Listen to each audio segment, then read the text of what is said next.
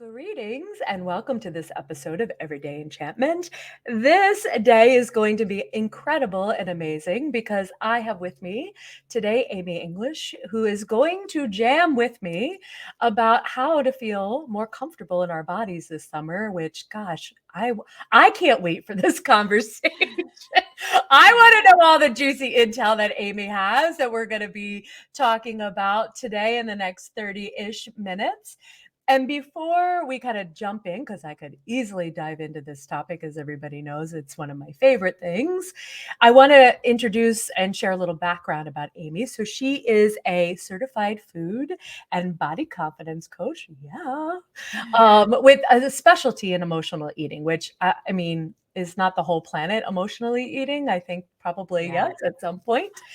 And you specialize in guiding women toward finding peace, which is such an important piece to me of enchantment with our bodies and creating healthy relationships. That like the food and the movement and all that doesn't come first. At least this is my understanding of your work in the world. It really becomes the like bonus result of when you find that comfort, when you really get into a different relationship with yourself, then the food and the movement kind of fall in place. So tell me what you think about how I interpreted that.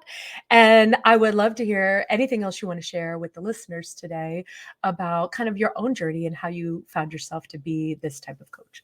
Oh yeah. Well, that was perfect, by the way. And Okay. it is. It's like the freedom with food and with the body. It's like that after effect of you connecting with yourself. Like I Yeah. always say, it's like the first thing, the most important thing is becoming friends with you first and friends with your Mhm. body. Like when I'm gonna get emotional. Okay, I didn't share that with you beforehand. I do. I get No, emotional. I always I say love it. crying. Crying is my superpower. But when I think back on my journey and the decades of dieting and Mhm. restriction and really just hating myself and my body, like I can say that I hated my body at a point. And Mhm. when I started to realize that the first step was to make friends with your body and learn to work with her and with yourself and start building that road to trust, Mhm. then everything started falling in place. That's such a powerful thing. And so for people listening that are saying, okay, how do I make friends? I mean, that's a big pool. We could start at a Yeah, lot of places. Where do you yeah. start with that? How did you or how do you when you're working with clients, how do you help us start by I would call it befriending, which is the same thing, right? And befriending Yeah, our bodies. yeah. Where do you begin? I always begin with food because most of the women who come Mhm. to me have the habit, like you said, of emotional eating. They Yeah. want to learn how to stop turning to food. And a lot of times what happens is like we just automatically turn to food and we've been doing it for a really long time. Like in my Mm. case, I was eating emotionally for over 30 years.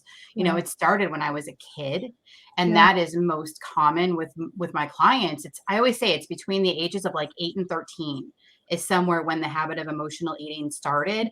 Interesting. And that's actually where we disconnected from our body, right?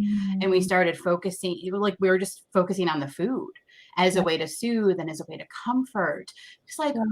we weren't taught how to connect with our bodies and how to Mm. listen to our bodies and trust the gut instinct, right? Everything is the mind, the mind, the mind. Yeah. And you learn early on and you just start treating yourself quite harshly. And a lot of it, I mean, it comes from the conditioning, it comes from the things we see all around us, right? Absolutely. Especially women. And so food becomes this thing. Food actually becomes the friend. And that's what I found for me. Like food was my friend for a really long time. I Mm. was teased and bullied about my body from a very early age. And so food actually kind of became that buffer for me. And so what I found with my clients, the women who come to me, that's they're very similar stories, different circumstances, but kind of Yeah. similar threads. And so we start with food and just understanding the role that food is playing. And through that process, we start listening, like paying attention to what, first of all, the thoughts that you're thinking, because we all know that those are not always helpful. Right. No, I shouldn't eat. I'm just thinking about like I'm thinking about all this in my like context of summer, and I practice the same principles as well too. But like, even though I've practiced it a really long time, it's like, oh, I shouldn't eat an ice cream sundae. I should get it kid size. I shouldn't do this. I shouldn't. Right. There's all of that, and you're right. It's not neutral at all about food. It's No. all about all sorts of thoughts and message, and it creates so much to me mental energy that we spend. I Huh. mean, this is the if you don't wanna have a summer of fun, get all worked up about food in your body and, and be thinking about all of this, which is what I mean, you've done it for years, I've done it for Yeah. years. And I think it's why we both personally feel like, how do we help, again, the planet and particularly women, because we have been very much targeted. My family put me Yeah. on a diet at 8. Yeah. I look back at pi 10. I thought I was overweight. I look back at pictures now and I go, I was like a regular sized person. I Yeah. had no issues with my weight until they put me on the diet in the first Yeah. place, and then I got obsessed, to your point, about food because everything was, "This is good, you're allowed to have this is bad," and to your point, then you start to it becomes this kind of microcosm of how you see the world. There's a right way to be in the world, there's a wrong way to be in the world. Food becomes part of it, right? But Yeah. it's how you do everything almost. You start to live in these boxes and put all this energy into this rather than really thinking about what does my body need, and this goes back to what you said about trust, because I Mhm. think that if we want to befriend our bodies, our lives, just even the sense of magic within us, this element of trust is at the foundation. How do we relearn or discover again or discover for the first time how to build relationships with ourselves that where we trust our own knowings over anything else. And it's funny because I was even saying that to you. I was sharing with Amy just about something personal in my own life coming up. And again, it triggers in me. It's like, oh, the experts or the doctors must know something always better than me, and I'm not doing it right. And I'm up in my head again. Mhm. Yes. It's like might be a lifelong practice for all of us around just keep coming back to, you don't just build trust one time. Trust is an ongoing give and take with ourselves, with other people, with the world at large. And yeah. So tell me what you think. What's your wisdom about how you created trust with yourself? Baby steps. Mhm.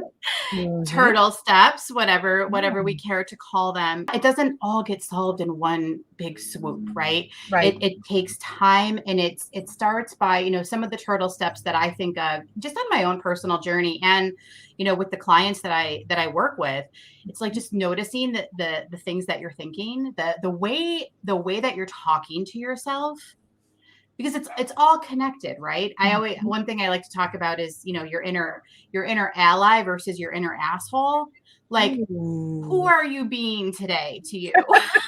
To you, not to anybody else in the world, just to yourself. I love Just to this. yourself, like the Yes, yes, yes. noticing the way you're talking to yourself, the things Mhm. that you're saying about you, about your body, Yeah, about, what you want to eat, what you think you should eat, what rules you're following, things like yeah, that. It's like, what's the tone? When I started to notice the tone in which I was mm, talking to myself on a mhm, daily basis, I mhm. mean, first of all, it broke my heart. Like, I would never talk this way to a We're loved so one. mean to ourselves, like, we So would never do it out mean. most of us would never do that to anybody else. Exactly, Yeah, exactly. And so yeah. when I and it's funny too, because I'm actually thinking of a real life example. Recently, within the last year, I was late to a client session. A few minutes late. I miscommunication on schedules. I was a few minutes late, and I started just bashing myself. Like, this is so unprofessional. How could you do this? And I was like, hold on a second. Let's take a Mhm. breath. Wait, you're human. Yeah, Mistakes happen.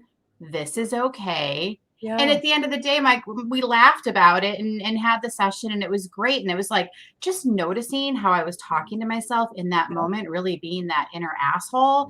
And it's like, yeah. wait, what would the ally say? Ooh, I love this. Okay, so if you want to make friends, start by number one, noticing your ally and your asshole. I call the ally the Yeah. inner beloved, but I love it. Yeah. It's the same thing, and Yeah. and I totally, yeah, I might even go a little stronger sometimes than asshole. But yes, whatever that is, that we're and that I love this. Notice your tone. Notice your Take tone. take a pause for a second. When Mhm. you're in it, it's harder to do it, but if you can, just you don't have to stop it, is what I hear you saying, but just like, Yeah. okay, take a break for a second and then notice your tone, and it's like, "All right, time out here." Yes. Right? And that is a way, again, once we have the awareness around it, you're not going to change anything by not at least bringing first the awareness to say, hey, Yeah. this is what is happening. So often, I think sometimes I'm like, this isn't even, whose voice is this? The inner asshole, because this isn't even mine. This is my mother and my father and my grandparents and whoever else that told me I was overweight and I couldn't eat that and there were rules to all, like, this isn't Yes. even me. This is like me Yes. kind of channeling whatever those voices are. So I even love to just say, does this even belong to me, first of all? Because if Great it question. doesn't, I think sometimes it's even easier to recognize that when you take the pause. Oh, totally. And I think it can be helpful too to notice the volume in Mm, which, because the inner asshole is always real loud, yeah, versus that ally can sometimes be a little softer. At least for me, it's a softer tone. It's a calming tone. And yep, so when you're so used to listening to that asshole, yeah, that may not even be you, it seems to take over. But if again, hitting that pause button on yourself, and to your point, you may not stop yourself in the moment, but even if you can reflect back and mhm, just kind of look and say, okay, how did that go? How did I treat myself? How did I talk to myself? What yeah. could I do different next time? Yeah. And I like this, like, let's make it simple because to me, everything about just daily practices, I don't want people to feel like, oh my gosh, now I have to have this whole long conversation. And not, we're not saying, you're not saying that, I'm not saying that, but it's like, let's just, yeah, like sometimes I just kind of notice like where have I been really kind to myself today? Where are Mhm. places where it's like, and a lot of times, I don't know if you find this too, I find certain situations like what you said about like coaching with a client because I do want to do well for clients. So sometimes it's like the more of a situation has some pressure or expectation around it, the louder. I always think too, like, like it could also be in all caps. Like you ever get an email or Yeah.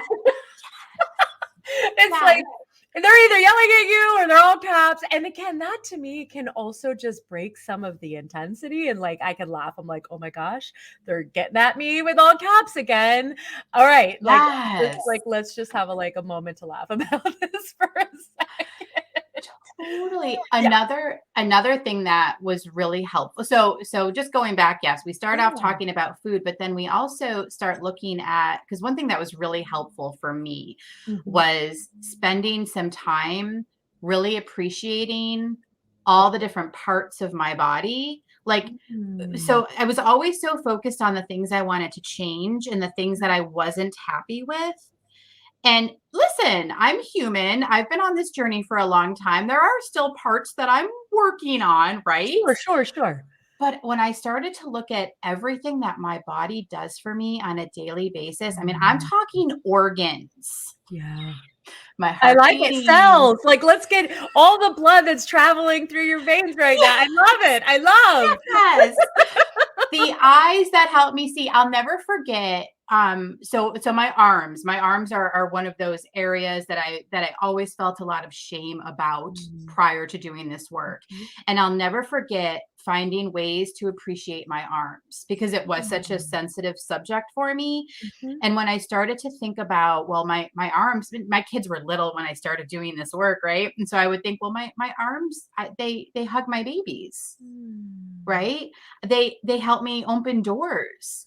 Yeah, They help me prepare the meals. I They love it. help me do so, I mean, when you think about what your arms do for you in a day. And Absolutely. so when I started to kind of look at this like alternate reality, because I Yeah, was in this that's like, oh, existing parallel to the one that we are living in that yeah. feels like shit. Yes. Mhm, Yes.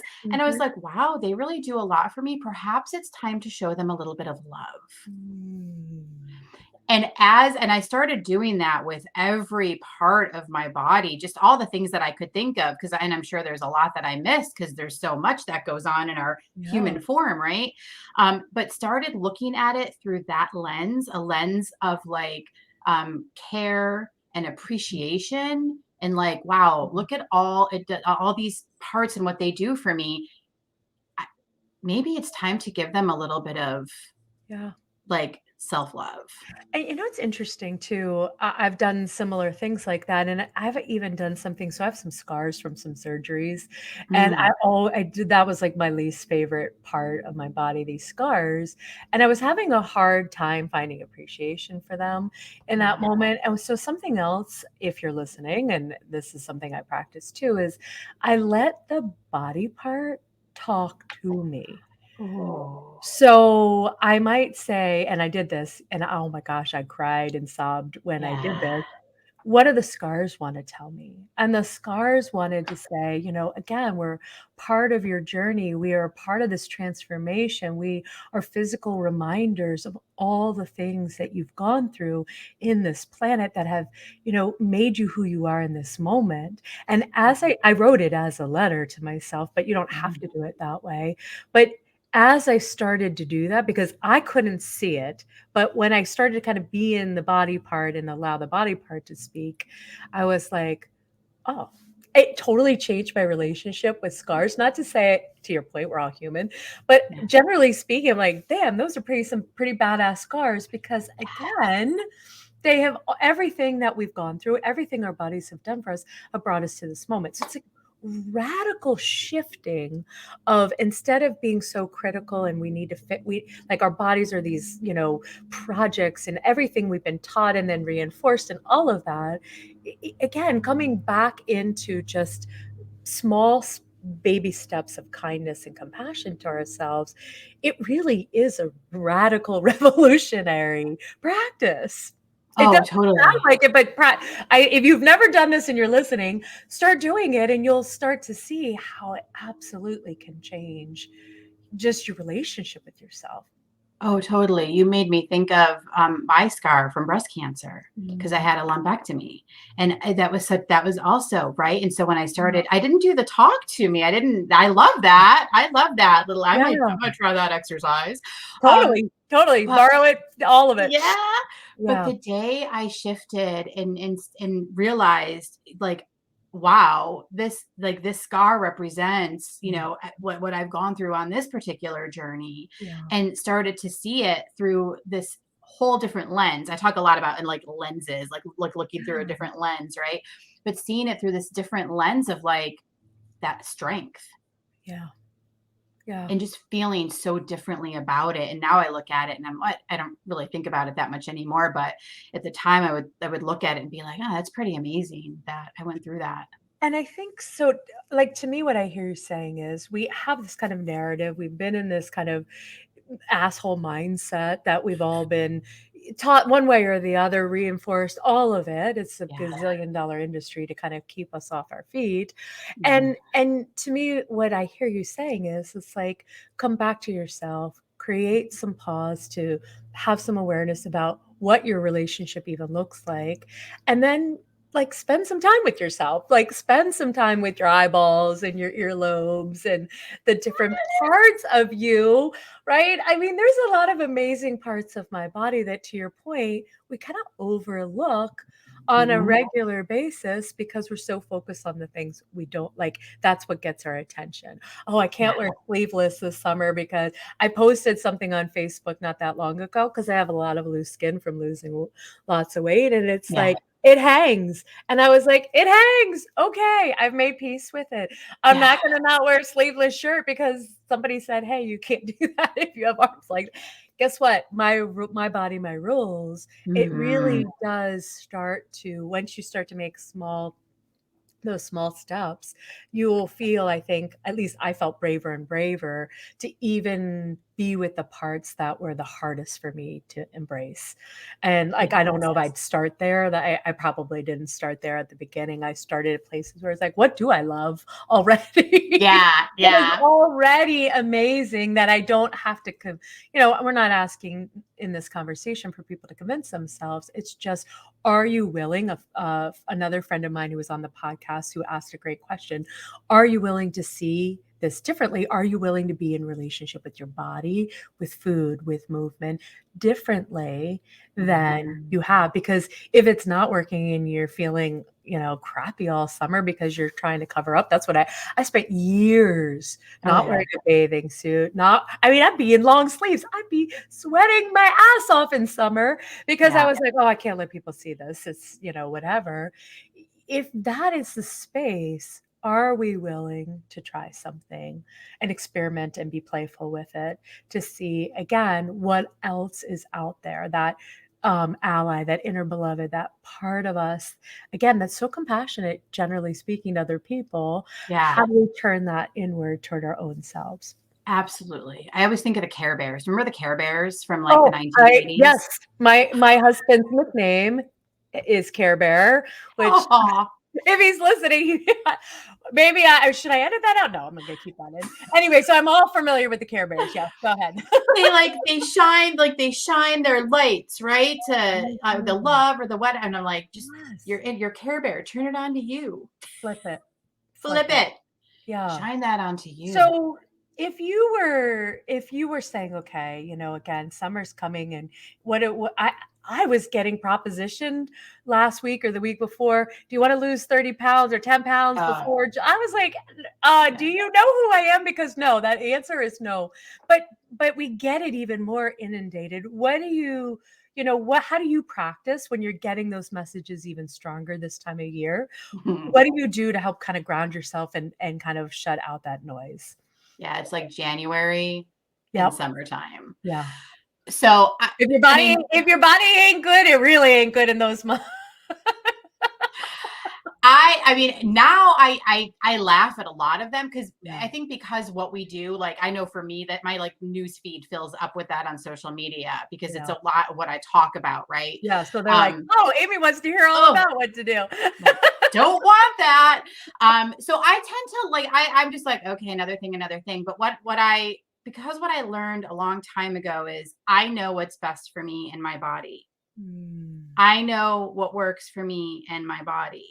I know what foods feel best. I yeah. know how often, like what works for me as far as like how often I eat, what I eat, when I eat, all that stuff. That's what I help my clients see for themselves as opposed to Yeah. listening to someone outside of you. It's kind of like listening to the inner asshole, right? Yeah. Um It just and is projected out on a loudspeaker out in the backyard.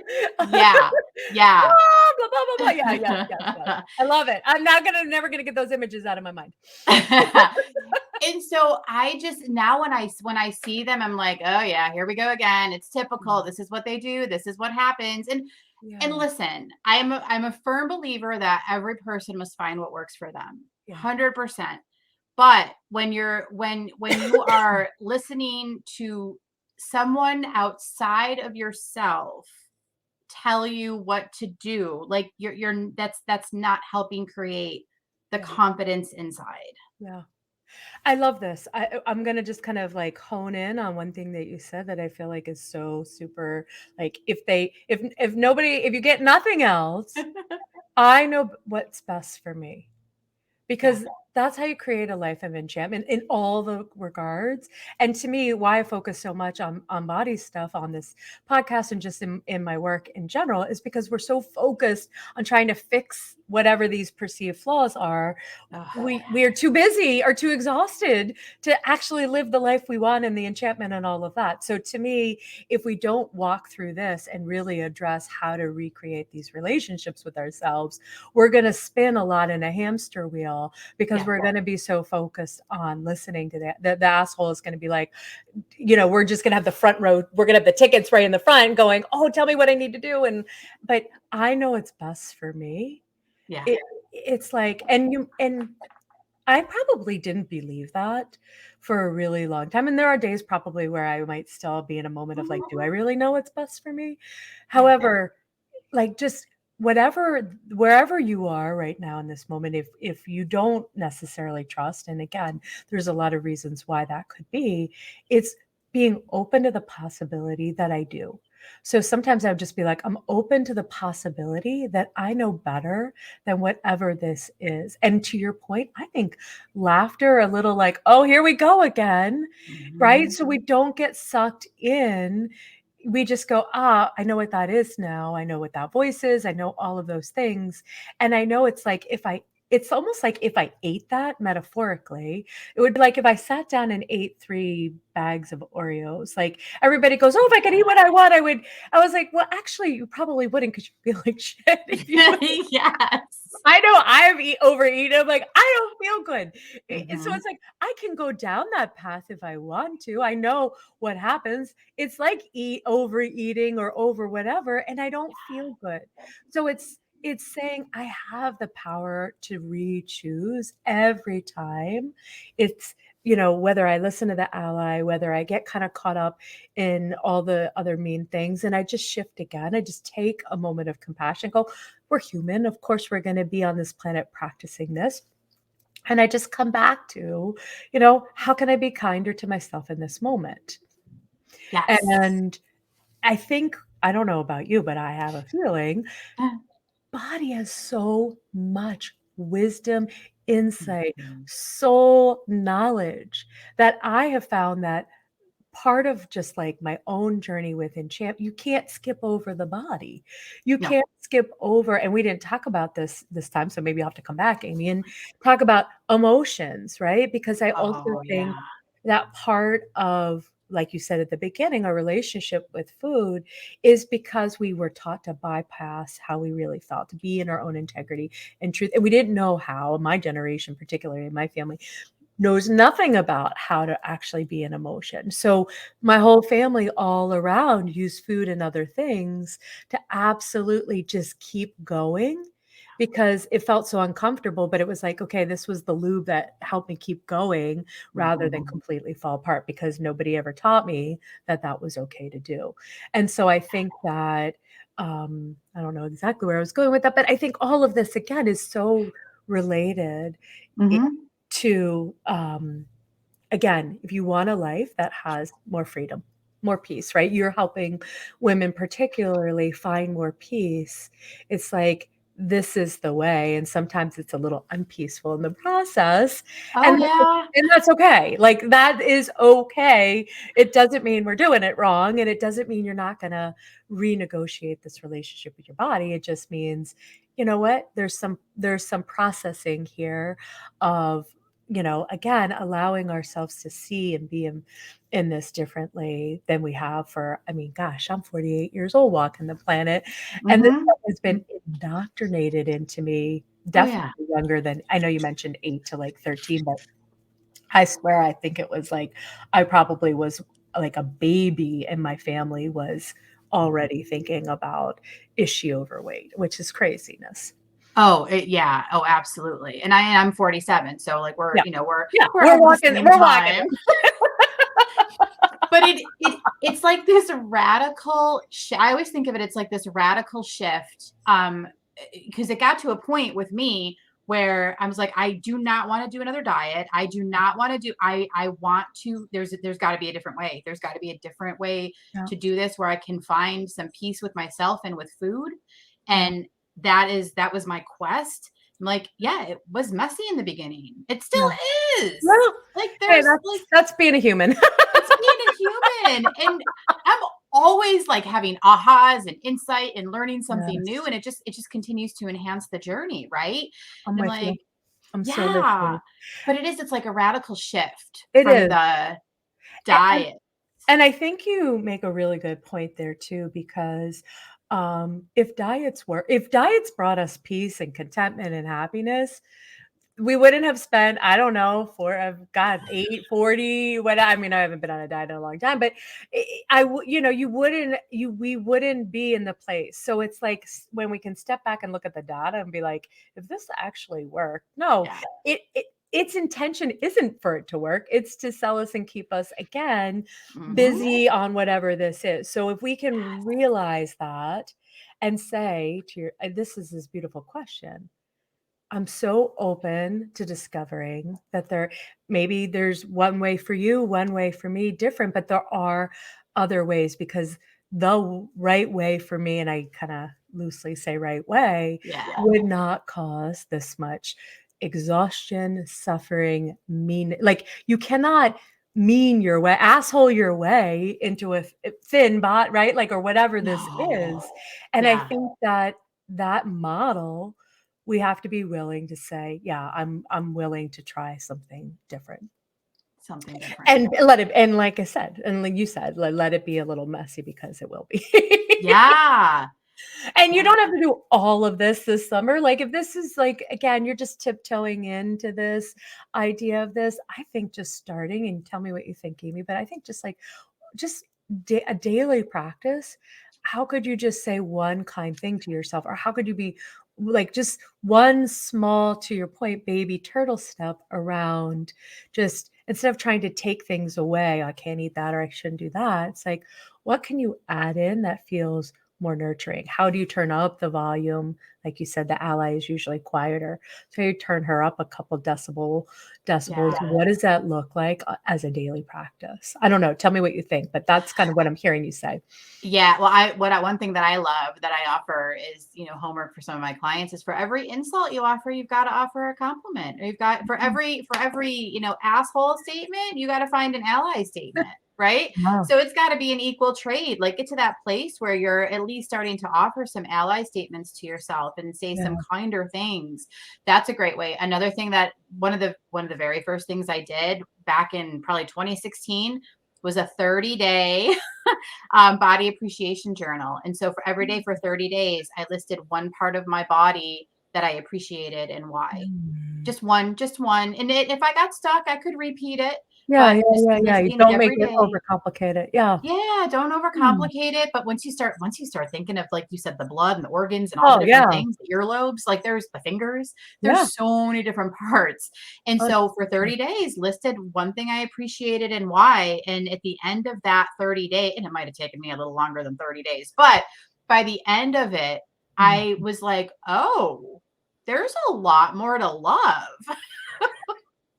Oh, I love this. There's a lot more to love. This is beautiful. Okay. This is absolutely beautiful.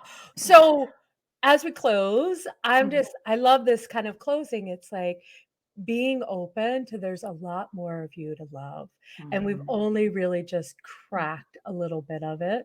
Yeah. And so again, this is the path to enchantment. This is a path to making peace and finding free. Like, this is the way, however you create that, to discovering that there is so much more to love. I love that. It feels so expansive to me, It the way you put that. does. It's like, Yeah. ooh, yeah, I'm gonna lay on the beach in all of my ness and just be like, hey, did you realize how much there is of me to love? I mean, I kind of walk around sometimes and play like that anyway. So now I'm just gonna expand that even more. So Amy, if you see me out anywhere out and about on the East Coast this summer, you'll be like, he's taking my simple strategies and putting them into practice. I love it. All right. So if the beautiful listeners want to get connected with you, engage you, hire you, whatever, all the things that they might want to do with you, Amy, where do you want to send them? Okay. Well, you can always go to my website, fattofierce.com. Ooh, love it. And if you're on Facebook, go to my Facebook group, Fat to Fierce. Yes. And yeah, that's probably, yeah. If you go to my Those are the website, you can places. always book a consult. You can Okay. also email me at amy@amyenglishcc.com. So All right, there's sweet. that too. And we will put all of those links and names so you don't have to memorize everything in the show notes so you can easily get it. But thank you so much for being a guest today. If you want to talk about this more, because this is a hot topic for me and a lot of other people, come on over to my Facebook group, Everyday Enchantment. We are having this conversation all summer. Again, not to feel crappy about ourselves, but to be in this space of more love rather than and less asshole. I love this. This feels like a bumper sticker for me. Something that's coming. I as love a it. little summer tagline. Thank you, Amy, so much for all your wisdom and insights. Always fun to laugh and jam with you on any of these topics. So, again, I hope all the listeners have a beautiful day. And until we meet again, just enjoy and find that place where, again, you can turn up that inner ally and have some fun with yourself. That's it for now, loves. Thank you for tuning in to this episode. Get all the juicy details and links we've mentioned in the show notes. If learning more about how you can use your own enchantment to live a oh hell yes life, come get your own coaching session with me by going to staceyandon.com and signing up for my homepage. And as always, come chat with me about this topic and all things enchantment in my Facebook group, Everyday Enchantment. See you on the flip side.